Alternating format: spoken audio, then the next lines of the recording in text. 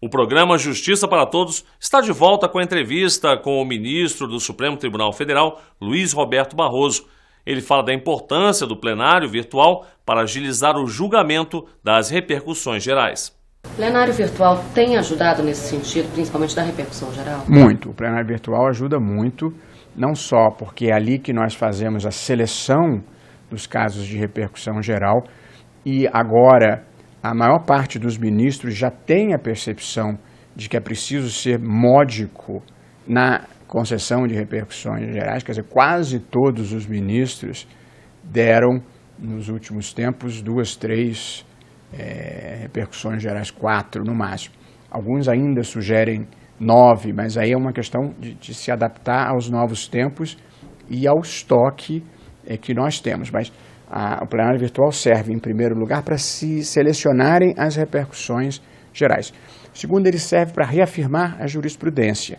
Você pode dar repercussão geral, dizendo o Supremo tem jurisprudência pacífica sobre esse assunto, e aí não precisa levar no plenário, e isso já mata processos na origem. O senhor acredita que todo esse processo, digamos, essa peneira dos processos, tem que começar lá na origem? Por que ele começou, por exemplo, um processo de direito público que envolva a União? Saber por que, de repente, aquele processo poderia ser resolvido ali administrativamente, antes de virar, né, um processo, por que ele chegou? O senhor acredita que pode ser lá na frente? Bom, a sua pergunta envolve muitas questões. Uma delas é uma demanda urgente que a sociedade brasileira terá, que é de uma certa desjudicialização da vida. Com a Constituição Brasileira de 88, a expansão do judiciário, mais consciência de direitos, aumentou a demanda por justiça na sociedade brasileira e aumentou exponencialmente a litigiosidade. Há mais de 100 milhões de processos judiciais em tramitação. Portanto, estatisticamente, em cada 2 pessoas, uma está na justiça litigando. Claro que a estatística é sempre enganosa, mas essa é uma forma de se visualizar o problema. De modo que eu acho que nós vamos ter que desjudicializar, sim.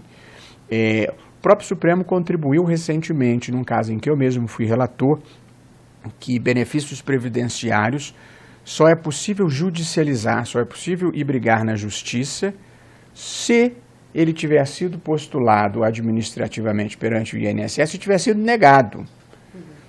Ou se tratar de uma matéria em que o INSS tenha pacificado um entendimento contrário ao interesse da parte. Porque o que acontecia, e isso atravancava os juizados especiais, é que as pessoas vão direto à justiça, às vezes é até mais cômodo para o advogado ir à justiça. Embora eu compreenda isso, a verdade é que atravanca a justiça desnecessariamente. Em processo, tudo que não é necessário é proibido.